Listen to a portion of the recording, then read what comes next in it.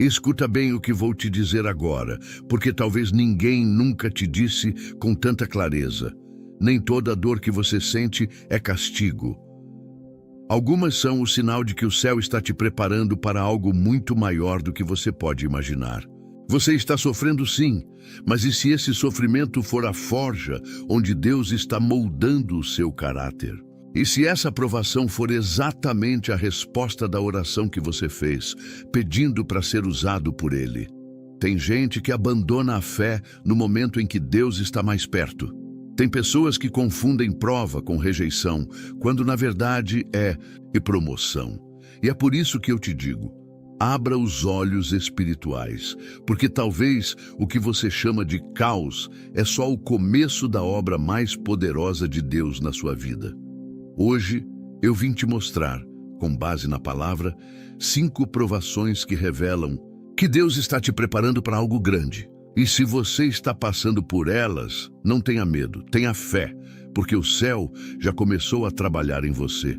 Primeira provação.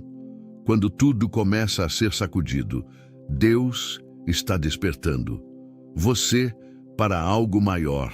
Quando Deus tem algo grande preparado, Ele nunca começa com palmas ou celebrações. Ele começa sacudindo o chão onde estamos firmados, porque o que Ele vai construir não pode ter como base o que construímos por nós mesmos. Quando tudo começa a ser abalado, relacionamentos, finanças, estruturas emocionais, estabilidade profissional, é porque o Senhor já decidiu que você não pode mais permanecer onde está.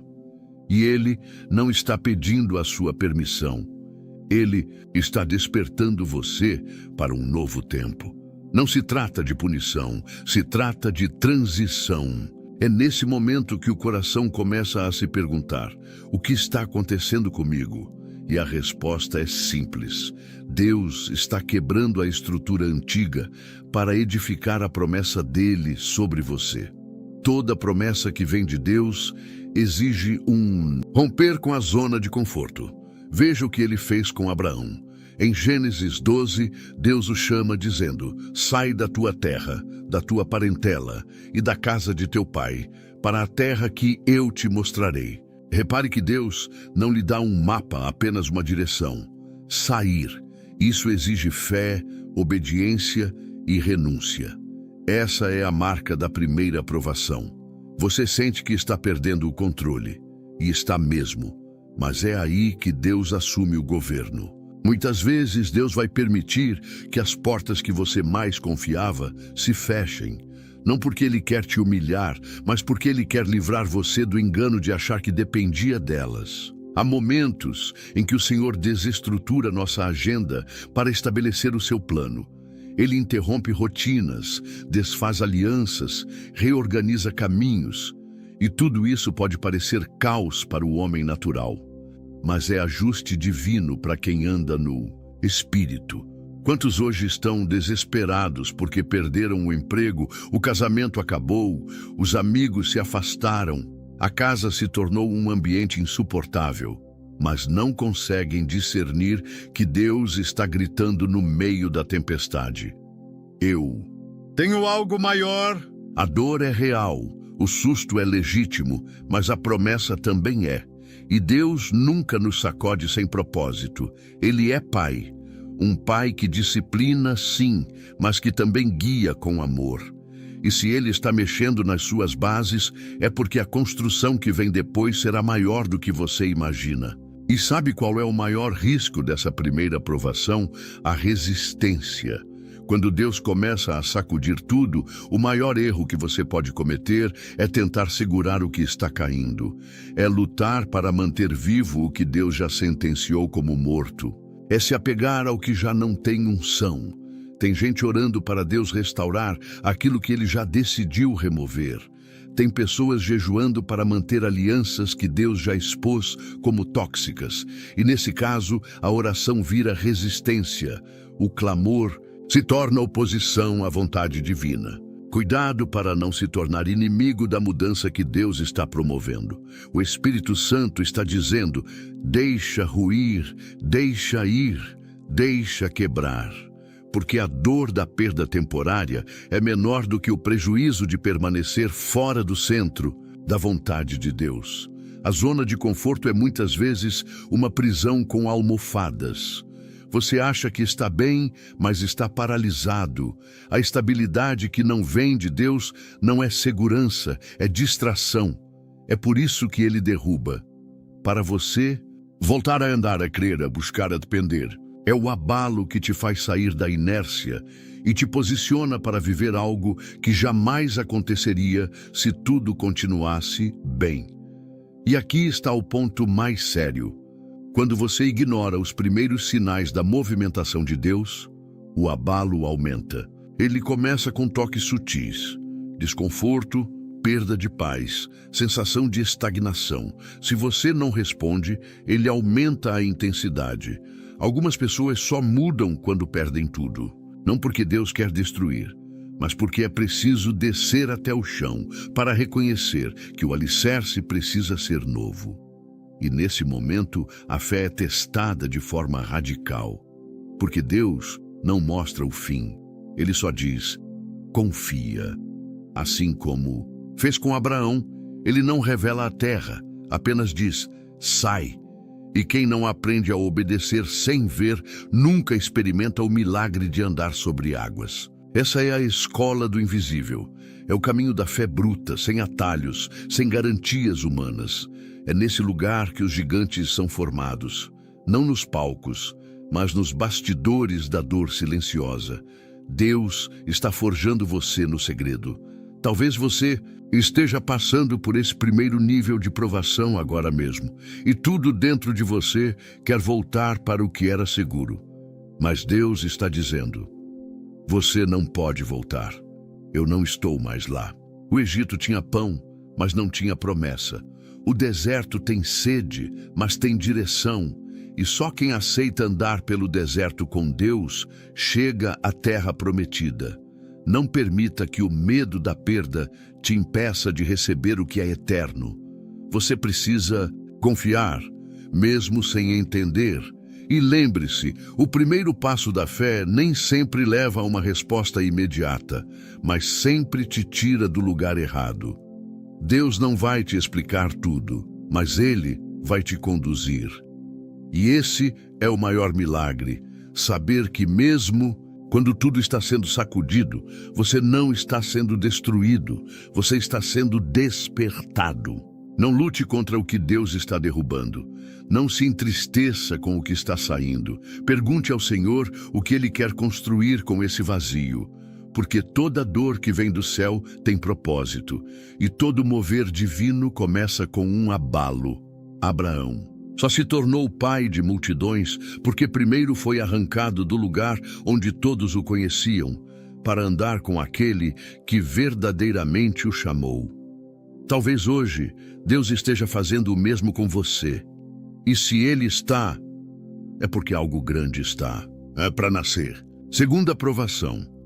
O silêncio de Deus não é a sua ausência, é a sua preparação. Há um momento na jornada espiritual em que tudo parece calmo demais, mas não de forma reconfortante, e sim angustiante. Após o abalo que arranca nossas bases, muitas vezes não vem uma resposta imediata. Não há sinais, não há confirmações, não há vozes celestiais ecoando no coração. Há apenas o silêncio. Um silêncio que grita na alma. E é aí que muitos desistem, achando que Deus os abandonou. Mas essa é uma das provas mais decisivas da vida cristã, porque o silêncio de Deus não é o fim da presença, é o começo da maturidade.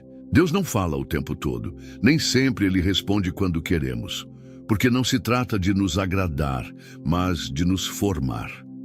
No silêncio, a alma que antes buscava emoção, agora é levada à rendição. E se você está enfrentando esse momento, onde suas orações parecem não passar do teto, onde o céu parece fechado e a presença de Deus parece distante, eu te digo, Ele está mais perto do que nunca. Porque o oleiro só para de falar quando começa a moldar. e é na quietude que ele trabalha a essência. A história de José nos ensina isso de forma dolorosa e gloriosa. Em Gênesis 40, encontramos José injustamente preso, esquecido no cárcere, longe de casa, longe de seus sonhos, longe de tudo que um dia acreditou que viveria. Foi traído por seus irmãos, vendido como escravo, caluniado pela esposa de Potifar e agora abandonado na prisão. Nenhuma palavra do céu, nenhuma explicação, apenas o escuro da espera. Mas ali, no meio daquele silêncio absoluto, Deus estava forjando um líder que governaria o Egito. José não precisava de mais revelações. Ele já havia sonhado. Agora precisava de consistência, de firmeza, de resistência. Precisava de um coração que perseverasse, mesmo quando os céus estivessem em silêncio.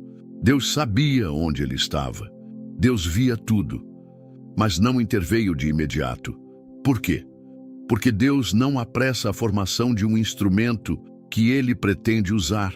Com poder, há dores que não serão removidas, há orações que não serão respondidas tão cedo e há dias que passarão sem qualquer alívio, não por falta de amor, mas por excesso de propósito. A grande tragédia de muitos cristãos é confundir o silêncio de Deus com rejeição. Acham que se ele não está respondendo é porque não se importa. E é aí que o inimigo se aproveita, lançando setas de dúvida, desânimo e acusação. Ele diz: Deus te abandonou. Mas o Espírito diz: Deus está te forjando. E quem não aprende a reconhecer a diferença entre ausência e lapidação nunca chega à maturidade espiritual. Porque Deus não está em silêncio porque se esqueceu de você. Ele está em silêncio porque está ensinando você a caminhar por fé e não por sentimentos. É nesse tempo que os verdadeiros fundamentos da fé são testados. Quando os milagres não acontecem, quando a cura não vem, quando a promessa parece distante, é ali que a pergunta que mais importa ecoa dentro da alma. Você ainda crê, mesmo sem ver? Porque a fé que só se manifesta quando tudo está dando certo não é fé, é conveniência. Mas a fé que permanece mesmo diante do silêncio é uma fé madura, provada e aprovada pelo céu. E há algo sagrado nesse silêncio. Nele, Deus nos ensina a depender menos das circunstâncias e mais da sua palavra. Ele nos convida a recordar o que ele já disse, mesmo quando não está dizendo nada agora. A fidelidade dele no passado precisa ser a nossa âncora no presente. José não teve mais sonhos enquanto esteve no cárcere, mas ele permaneceu fiel ao Deus que um dia falou com ele, porque quem realmente confia em Deus não o abandona só porque ele não está falando no momento. E o que acontece com quem persevera no silêncio? É promovido quando ninguém espera, porque foi exatamente assim com José.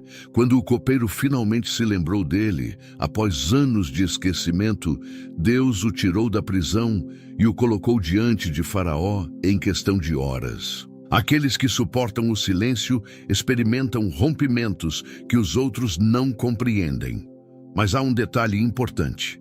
O José que saiu da prisão não era o mesmo que entrou. Algo havia sido gerado dentro dele no escuro: discernimento, domínio próprio, mansidão, fé inabalável. Deus só pode confiar grandes responsabilidades àqueles que aprenderam a permanecer quando tudo parecia perdido. Porque se você não suporta o silêncio, você não suportará o trono. Se você não consegue ser fiel no cárcere, como será fiel no palácio? O tempo do silêncio é o tempo do segredo. Deus está trabalhando na fundação que ninguém vê. Ele está preparando você para um nível onde a aparência não sustenta, só a essência. E é por isso que o silêncio não pode ser interpretado como castigo. É cuidado. É amor que não mima, mas que molda. É o amor de um pai que sabe o que o filho pode suportar e que deseja vê-lo preparado para algo que vai além da compreensão. Muitas pessoas pedem para ser usadas por Deus, mas não querem passar pelo silêncio. Querem a unção, mas não querem o esconderijo. Querem autoridade, mas não querem anonimato. E não há como pular esse processo. O silêncio também é proteção.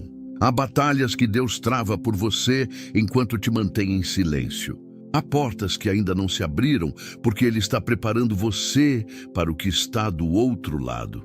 E às vezes, o que mais parece um abandono é na verdade um escudo invisível do céu. Ele te esconde para que você cresça. Ele te silencia para que você escute. Ele te aquieta para que você amadureça. Então, se hoje você sente que Deus não está respondendo, não se precipite, não desista, não murmure. Continue servindo, continue orando, continue buscando. Não pelos sentimentos, mas pela fidelidade. Porque esse silêncio vai terminar. E quando terminar, você vai entender que cada segundo foi necessário. Não haverá desperdício. Cada lágrima, cada dia de espera, cada noite sem resposta, tudo terá um propósito eterno. Deus não está em silêncio porque te rejeitou. Está em silêncio porque Ele te ama demais para te dar algo antes da hora. Ele está preparando você para algo grande. E quando esse tempo chegar, o mundo verá o que foi gerado no secreto, no silêncio sagrado da formação divina. Terceira, provação. Quando as pessoas te traem, Deus está filtrando o propósito. Há um tipo de dor que não machuca só o corpo, mas atravessa a alma. É a dor da traição. Quando alguém em quem você confiava vira as costas. Quando aquele a quem você estendeu a mão é o mesmo que escondido crava a faca da ingratidão. E é justamente aqui que muitos naufragam espiritualmente. Porque esperavam justiça de quem nunca foi justo e fidelidade de quem não conhece a lealdade. Mas preste atenção, a traição também é uma prova. E Deus a usa para filtrar o seu propósito. Nem todos que começaram com você vão terminar ao seu lado. Nem todo companheiro de caminhada é um companheiro de destino. E quando Deus permite que você veja o coração real das pessoas, não é para te destruir, é para te libertar. É duro dizer isso.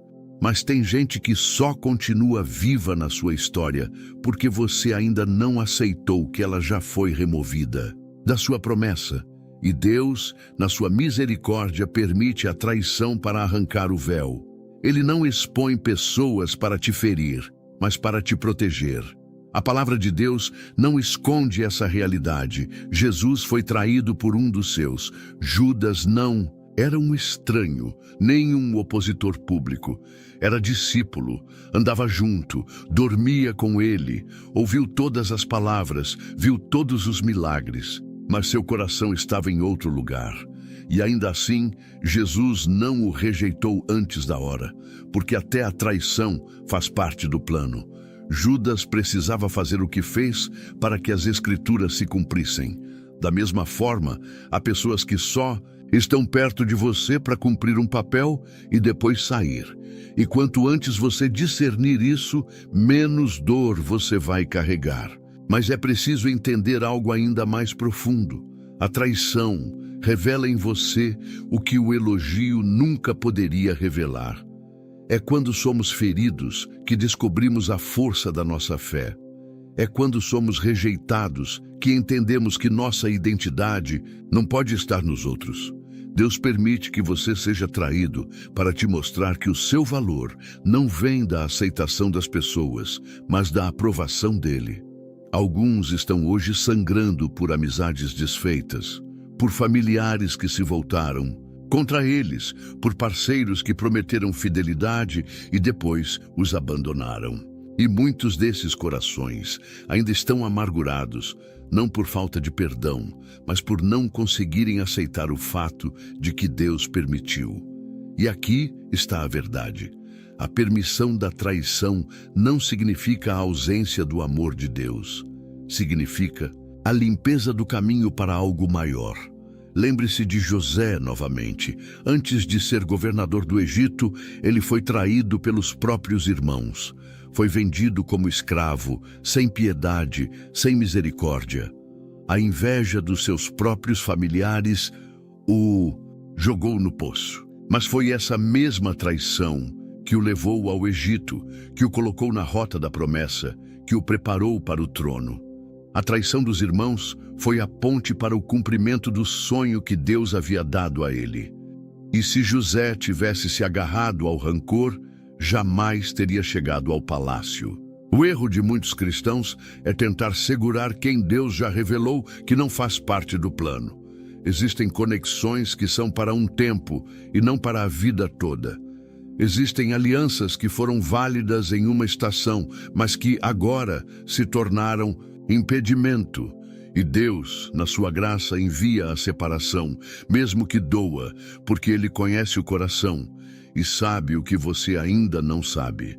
O que parece perda é, na verdade, livramento. Mas atenção, o risco aqui é o endurecimento do coração. Quando somos traídos, a carne quer se fechar. A alma quer construir muros. Queremos nos proteger, nos isolamos. E esse isolamento pode nos roubar a sensibilidade espiritual. Deus não quer que a traição te transforme em alguém frio, mas em alguém mais dependente dele. A ferida precisa ser entregue ao Senhor, não alimentada no silêncio. Se você não se cura, se contamina. E se contamina, atrasa o processo. Quando Deus te separa de alguém, Ele está te preparando para algo que exige leveza, pureza e discernimento. Você não pode carregar pesos emocionais no lugar onde Deus vai te levar. Há posições que exigem mãos limpas e coração curado. A traição é o processo de filtragem. Deus está tirando o que não serve para que o propósito se cumpra sem ruído. Porque o destino que Ele tem para você é grande demais para ser compartilhado com quem tem o coração corrompido. E talvez você diga, mas eu orei tanto por aquela amizade, por aquele casamento, por aquela parceria. E sim, Deus ouviu. Mas Ele também sabe que o futuro que Ele reservou para você não pode ser sustentado por uma base quebrada. Quando Ele remove, é porque o que vai vir depois precisa de espaço. O que Ele tem reservado é santo demais para ser contaminado por alianças equivocadas. Então, se hoje você chora por alguém que te traiu, te abandonou, te esqueceu, te feriu, não se revolte. Não perca tempo tentando entender tudo. Apenas confie que o Deus que vê o invisível já está reorganizando os seus caminhos. A traição que você enfrentou pode ter doído, mas ela não destruiu a promessa. Pelo contrário, ela te aproximou do propósito. Deus não precisa de multidões para cumprir um plano. Ele precisa apenas de um coração quebrantado e disposto. E se Ele te separou, se Ele te expôs à rejeição, é porque Ele está refinando você como ouro provado no fogo. Ele está cortando o que não presta, retirando o que pesa, limpando o que contamina. E o que restará será você, fortalecido, maduro e mais parecido com Cristo. Jesus foi traído, mas não retaliou. Foi negado, mas perdoou. Foi abandonado, mas não se afastou do propósito. E é isso que o Senhor espera de você, que você não se torne um prisioneiro da dor, mas um mensageiro da graça. Porque a traição não é o fim, é o filtro. E quem passa por ela sem se corromper, está pronto para viver o que Deus planejou desde o princípio. Quarta aprovação. Quando as provisões secam, Deus está treinando você para o sobrenatural. Existem momentos em que tudo que antes fluía com facilidade simplesmente cessa. O emprego que sustentava, o recurso que mantinha, a ajuda que socorria, tudo desaparece. E o coração se desespera, porque a lógica humana diz que quando a provisão acaba, a sobrevivência está ameaçada. Mas no reino de Deus, quando a provisão humana seca, o treinamento espiritual começa. Porque Deus usa a escassez não para te envergonhar, mas para te ensinar a confiar no invisível. Essa é a quarta prova. Quando o natural se cala para que o sobrenatural se manifeste. Não é castigo, é transição. Deus está te treinando para viver pela fé. E fé não é uma teoria. Fé é prática em meio ao vazio. É manter a postura de confiança mesmo quando a conta está zerada, quando não há mais planos, nem garantias, nem reservas. A escassez é uma escola onde Deus remove as muletas para que você aprenda a andar de verdade. O profeta Elias conheceu esse lugar. Em 1 Reis 17, Deus o esconde junto ao ribeiro de Querite. Ali, Deus o alimenta com pão e carne trazidos por corvos e o sustenta com a água do riacho. Mas chega um dia em que o riacho seca e os corvos param de vir. O que fazer quando até os milagres cessam? A maioria se apavora, achando que Deus abandonou. Mas o que aconteceu com Elias foi um novo nível de fé. Deus não o estava abandonando, estava preparando-o para o próximo passo. Elias havia aprendido a depender da provisão incomum, mas agora precisava aprender a seguir a direção de Deus, mesmo quando não havia sinais. Porque o mesmo Deus que o sustentou em Querite, agora queria que ele caminhasse até Sarepta, onde uma viúva seria usada para continuar o milagre. Veja a lógica divina. Quando uma porta se fecha, é porque outra foi determinada. Mas quem não se move, perece no lugar onde Deus já não está operando. Muitos insistem em permanecer onde as águas já secaram. Continuam tentando manter o que já foi retirado por Deus. Oram por restauração, onde o céu já decretou fim. E aí, ao invés de viverem o novo, se agarram ao velho com medo de perder o controle. Mas Deus está dizendo: eu sequei essa fonte para você aprender a ouvir a minha voz. O que te sustentava não era o riacho, era a minha ordem. Esse é o segredo que poucos compreendem. A escassez, quando vem de Deus, é uma convocação, a intimidade. É o chamado para que você saia do nível do cálculo e entre no território da fé, onde não há certezas, mas há promessas, onde não há segurança humana, mas há a direção divina, porque o maná nunca desce para quem está preso ao Egito. Ele é enviado para quem está atravessando o deserto, confiando apenas na palavra. O perigo da escassez é permitir que a falta de provisão gere incredulidade. O inimigo se aproveita da ausência de recursos para sussurrar que Deus esqueceu, que você errou, que a promessa falhou. Mas a escassez não é prova de erro. É sinal de que Deus está mudando o modo de operar. Ele está transferindo a fonte. Ele está ensinando você a ver o invisível, a crer mesmo sem tocar, a obedecer mesmo sem saber o que virá depois. E aqui vai um alerta espiritual profundo. Quem não aprende a depender do céu na escassez, jamais estará pronto para ser canal de milagre na abundância. Porque Deus não unge pessoas apegadas ao que tem. Ele unge aqueles que aprenderam a viver com pouco e ainda assim confiaram. Deus está treinando você, não para sobreviver, mas para reinar com sabedoria. E só aprende a multiplicar aquele que já passou pelo vazio. A viúva de Sarepta é outro exemplo desse treinamento sobrenatural.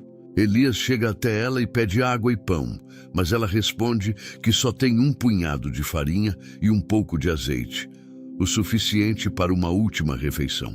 A escassez era real, mas Deus estava testando seu coração. Elias profetiza: assim diz o Senhor, a farinha da panela não se acabará e o azeite da botija não faltará. E foi exatamente isso que aconteceu. A provisão só veio depois da obediência. O milagre foi liberado quando a confiança venceu o medo. Esse é o padrão de Deus. A provisão acompanha a fé. Ela não antecede o passo, ela responde ao passo. Enquanto você espera o recurso para se mover, Deus espera o movimento para liberar o recurso. Ele quer que você ande sobre a palavra e não sobre os números. Quer que você confie nele e não nas estatísticas.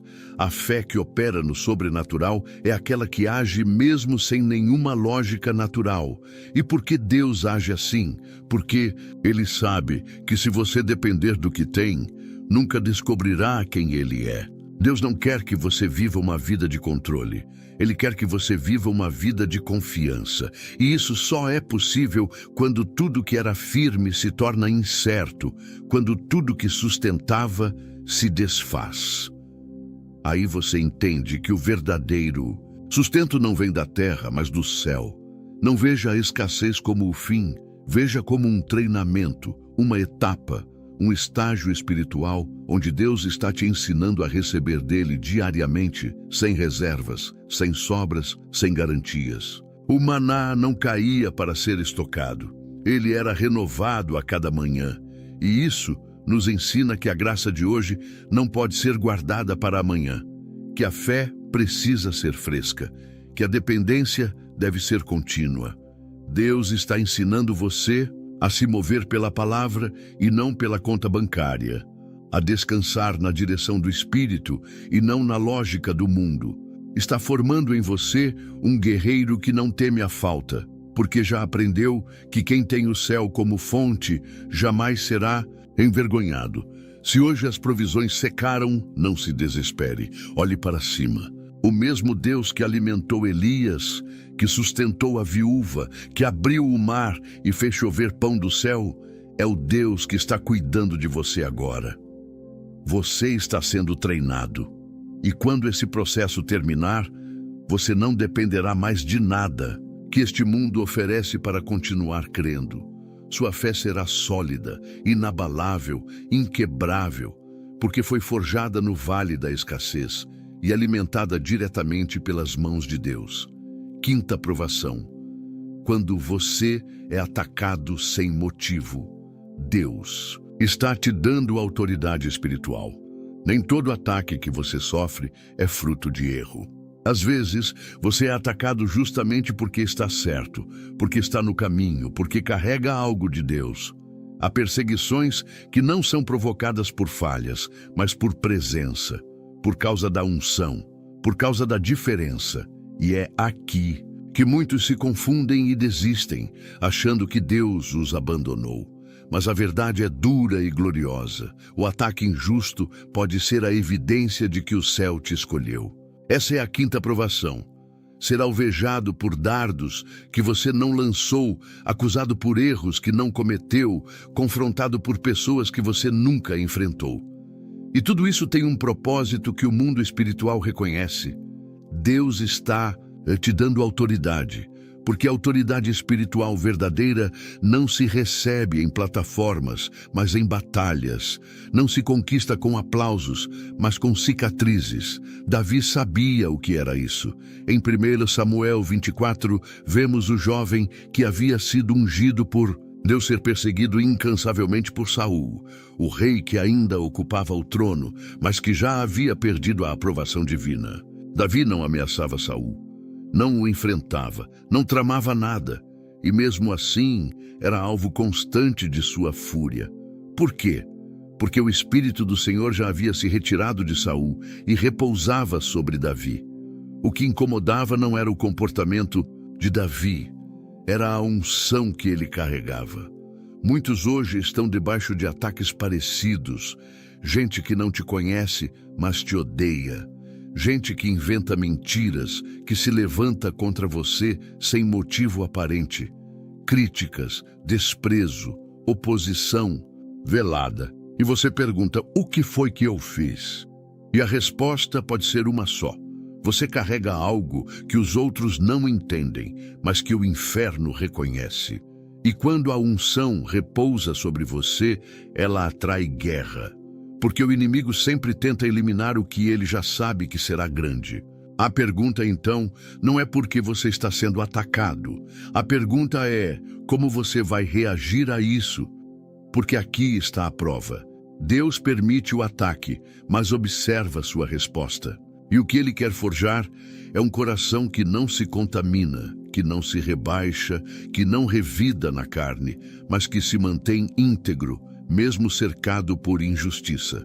Essa integridade é o solo onde a autoridade espiritual se estabelece. Davi teve 2 oportunidades de matar Saul, mas não o fez. Ele disse: "Não estenderei a mão contra o ungido do Senhor." Isso não era covardia, era reverência, era temor, era consciência de que o tempo de Deus é perfeito. E é esse tipo de coração que Deus pode usar. Um coração que prefere sofrer injustamente do que assumir o controle antes da hora. Um coração que confia que o Deus que vê tudo é também o Deus que recompensa tudo. Mas para muitos, o desejo de justiça imediata fala mais alto. Querem provar que estão certos, querem se vingar, responder, desmascarar, e acabam perdendo a bênção que só viria se tivessem suportado calados. Porque há autoridade que só nasce do silêncio, há poder que só vem da submissão, há unção que só é liberada sobre quem não revida o mal com o mal. Deus está observando não apenas quem te ataca, mas como você lida com o ataque. E aqui há uma chave espiritual. A resistência que você enfrenta hoje é proporcional à autoridade que Deus está colocando sobre a sua vida. Quanto maior o combate, maior o propósito. Quanto mais feroz a perseguição, mais elevado o chamado. O inferno não investe pesado em quem não carrega nada. Se você está sendo combatido, é porque o céu já determinou o avanço. E o inimigo está tentando te parar antes que você chegue lá.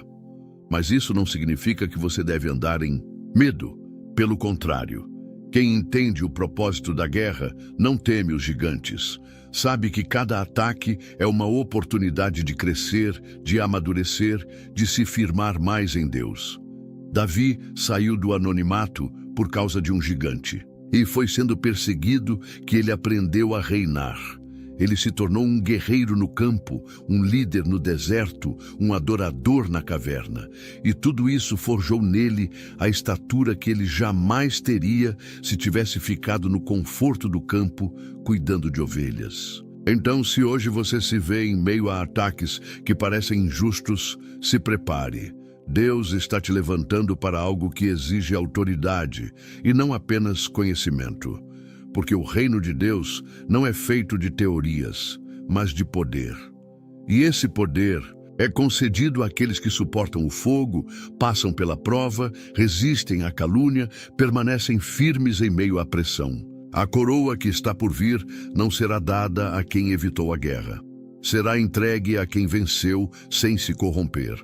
Não é tempo de desanimar, não é hora de retroceder, não é o momento de desistir.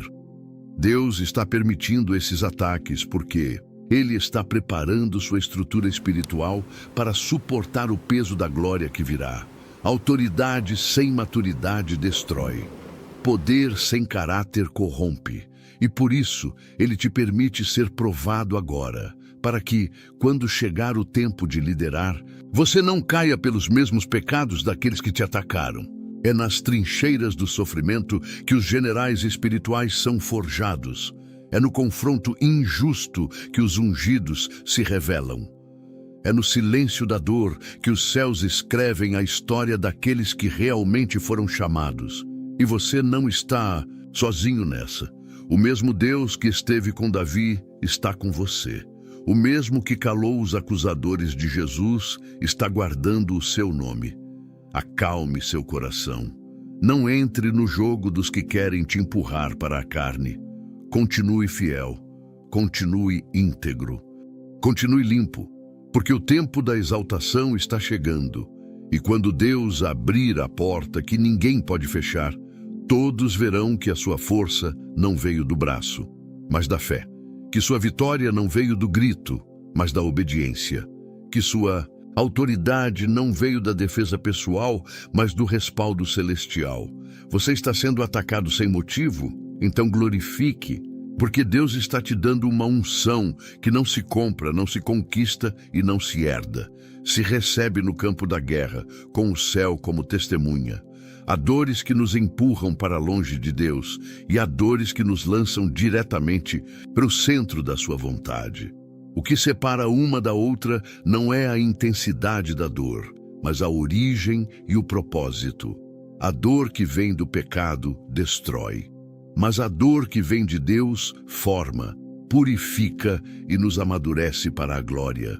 Há sofrimento que nos mata por dentro e há sofrimento que mata apenas o que não pode continuar em nós. E é nessa linha tênue que muitos se perdem, porque ainda não entenderam que nem toda dor é castigo. Algumas dores são cirurgias da alma.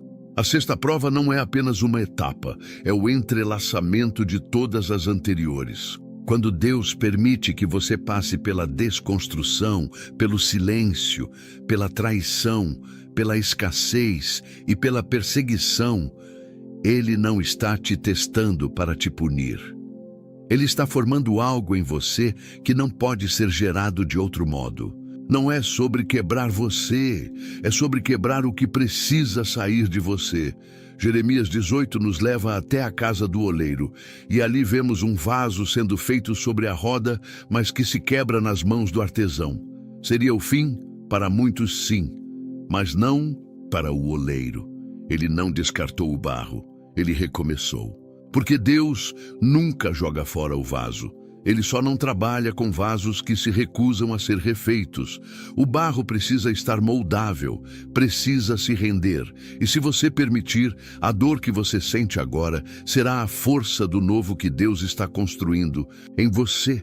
Quantas vezes nos revoltamos diante das rupturas internas, dos processos que não conseguimos explicar? Queremos fugir da pressão, evitar o desconforto, tapar os olhos diante daquilo que nos confronta. Mas é exatamente essa resistência que atrasa o agir de Deus. O barro que endurece demais quebra sem forma, mas o barro que aceita ser esmagado é também aquele que pode ser moldado de novo, mais forte, mais belo, mais puro. E aqui está a chave espiritual desta provação. A dor de Deus nunca vem para destruir, mas para reconstruir. Só que para reconstruir, Ele precisa quebrar estruturas que você talvez tenha passado a vida inteira defendendo. Orgulho, autossuficiência, vaidade espiritual, dependência emocional, religiosidade morta. Tudo isso precisa ser triturado no torno da graça. E sim, dói. Mas essa dor é a marca dos que serão cheios da glória. É o selo dos que não vão cair quando forem exaltados, porque já aprenderam a ser pequenos quando ninguém via. Só quem foi esmagado pela dor pode carregar a glória sem se envaidecer. Só quem passou pelo vale sabe valorizar o monte. Só quem foi esquecido sabe cuidar de quem é lembrado. A dor de Deus molda a sensibilidade, o caráter e a compaixão. Te transforma em alguém que não apenas carrega uma mensagem, mas que é a própria mensagem viva. Você quer ser usado por Deus? Então, se prepare para ser quebrado, porque vasos inteiros demais não servem para derramar. Eles seguram o conteúdo para si. Mas os que têm rachaduras, esses o céu usa para que o azeite escorra e alcance outros. É por isso que Deus permite que você sinta a dor da alma, a dor do abandono, a dor da espera, a dor da injustiça, porque Ele está abrindo rachaduras por onde o Espírito poderá fluir sem obstrução. E não pense que Deus sente prazer no seu sofrimento. Pelo contrário, Ele sofre contigo. Mas Ele sabe que há dores que você precisa atravessar, porque sem elas, seu ego jamais morreria. Sem elas, você continuaria confiando nas suas próprias forças. Sem elas, sua oração nunca seria verdadeira. Sem elas, sua dependência de Deus seria apenas uma teoria. O céu não está te punindo. Está te preparando para algo que exige profundidade e não aparência. A cruz foi o ponto de maior dor de Cristo, mas foi também o lugar da maior revelação da glória. E com você não será diferente. Você só vai experimentar o poder da ressurreição se estiver disposto a encarar os dias de Getsemane. Deus está matando em você tudo aquilo que poderia te corromper quando a promessa chegar. Ele está permitindo que você sangrasse agora, para que não caia mais tarde. Muitos querem o vinho novo, mas não querem o processo de esmagamento. Querem ser cheios do Espírito, mas rejeitam os dias de moenda. Querem sabedoria, mas recusam os desertos que ensinam. E é por isso que permanecem estagnados, porque se negam a aceitar a dor como instrumento de lapidação. Mas quem entende o propósito da fornalha, não corre dela, entra de cabeça erguida, sabendo que lá dentro Deus vai andar junto. Lembre-se dos 3 jovens hebreus que foram lançados na fornalha ardente. Eles não foram poupados do fogo, mas o fogo não os consumiu. Pelo contrário, no fogo eles viram o Filho do Homem. A dor que deveria matá-los revelou a presença. E é isso que acontece com os que são fiéis, mesmo quando tudo arde. Eles saem do outro lado com algo que o mundo não pode entender. A autoridade verdadeira, intimidade profunda, santidade legítima. Você talvez esteja vivendo esse tipo de dor agora. Uma dor que não tem explicação, que não foi provocada por pecado nem por escolhas erradas, mas que te alcançou como uma avalanche e está esmagando tudo o que você conhecia. A boa notícia é, você não vai morrer nisso. O vaso se quebrou sim, mas está nas mãos do oleiro e as mãos dele não destroem, refazem. Não peça para sair do processo antes da hora. Não clame por alívio se o que você precisa é transformação.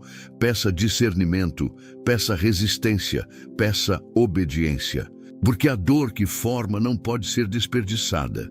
Ela tem prazo, ela tem objetivo.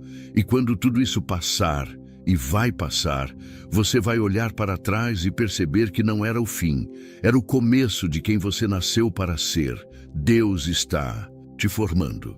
E Ele não trabalha com pressa, mas também não erra no ponto. Ele conhece seu limite e Ele sabe exatamente até onde pode ir sem te quebrar por completo. Confie, mesmo quando doer. Mesmo quando tudo parecer confuso, mesmo quando você não conseguir mais orar, apenas permaneça no torno, porque quando esse processo terminar, o mundo verá em você algo que só os céus poderiam produzir. Um vaso novo, um instrumento puro, uma vida útil nas mãos do Criador. Há um momento em que o céu deixa de testar e começa a revelar. Um ponto exato onde o que parecia confuso passa a se alinhar. E tudo o que doeu, feriu e machucou começa a apontar para um único destino, o cumprimento do propósito eterno de Deus. Esta é a 7ª provação e, ao mesmo tempo, a estação mais esperada por todo aquele que permaneceu fiel no vale, a hora da resposta. Não é mais tempo de perguntas, agora é tempo de revelação. Você que foi sacudido, silenciado, traído, provado e esmagado, não passou por isso em vão. Deus não desperdiça sofrimento.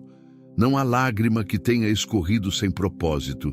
Não há dor que tenha atravessado sua alma sem deixar um sinal de transformação. O céu trabalha em silêncio, mas entrega publicamente. E quando Deus responde, Ele responde com glória. Jó sabia o que era sofrer sem explicação. Um homem íntegro, fiel a Deus, que em pouco tempo perdeu tudo. Filhos, bens, saúde, honra. Seus amigos o acusaram, sua esposa o desanimou. E até o céu parecia em silêncio, mas ele permaneceu. Mesmo ferido, continuou. Mesmo questionando, não negou a fé. E foi no final de todo o processo que ele declarou algo que muda tudo. Antes, eu te conhecia de ouvir falar, mas agora os meus olhos te veem. Jó 42:5.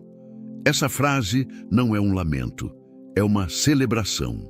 É o reconhecimento de que a dor o levou a um nível de intimidade com Deus que ele jamais teria conhecido sem a fornalha.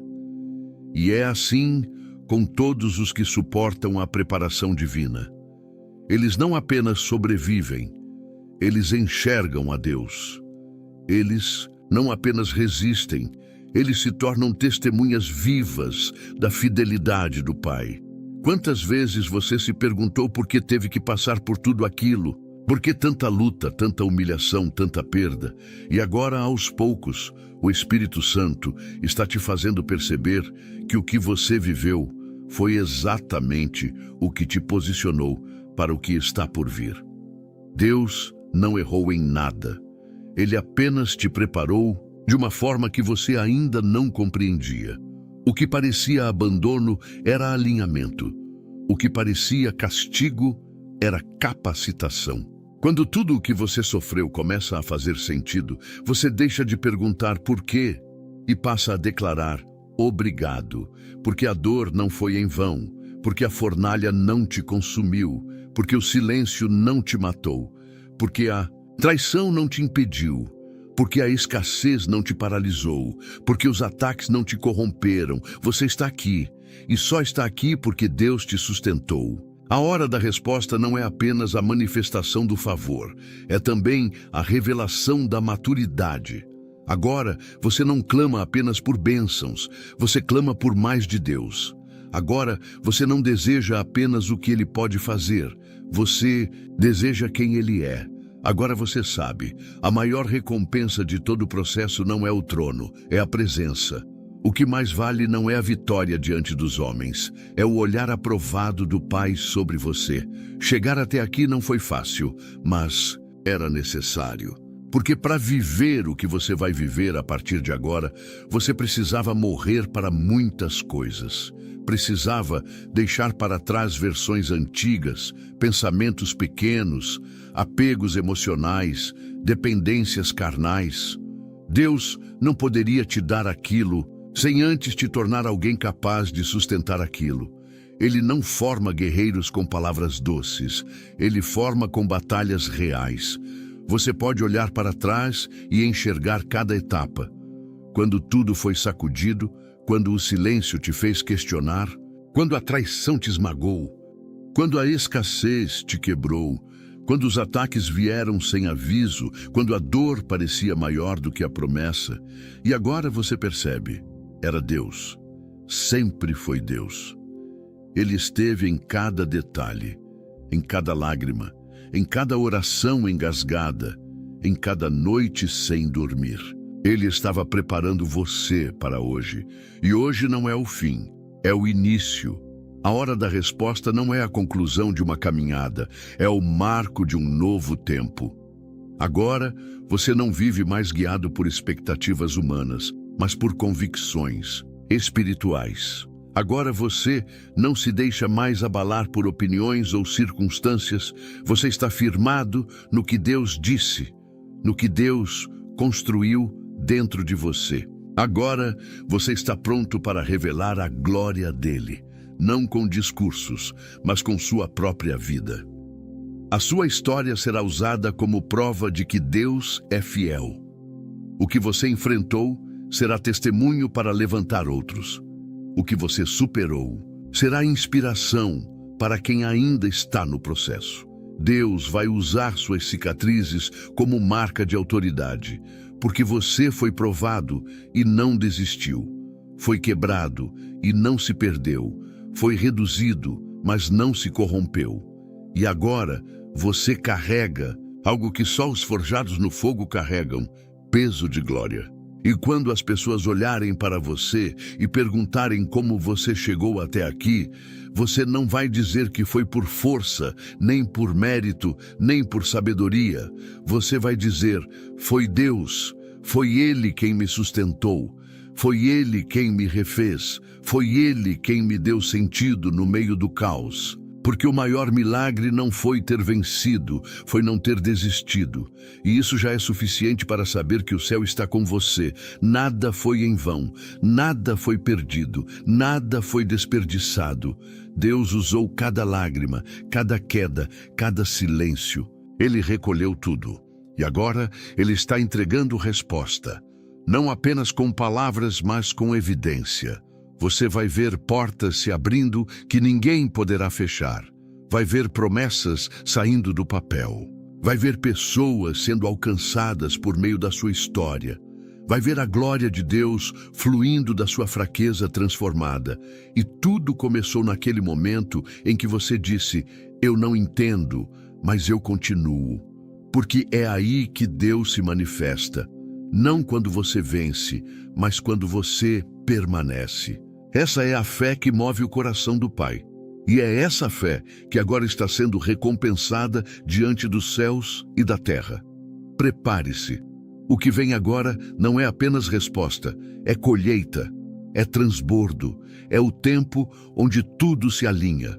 É a hora em que a voz de Deus quebra o silêncio e diz: eu estava com você o tempo todo, agora os meus olhos te veem. E quando Ele te vê, nada mais pode impedir o que Ele vai fazer através da sua vida. Que o Senhor te fortaleça com entendimento, firmeza e fé inabalável, e que cada dor que você suportou se transforme agora em testemunho vivo da glória dele sobre a sua vida. Que a resposta de Deus chegue com poder, clareza e honra, e que você jamais se esqueça: Ele nunca desperdiça sofrimento. Que a bênção do Pai, do Filho e do Espírito Santo repouse sobre você, hoje e sempre. Amém.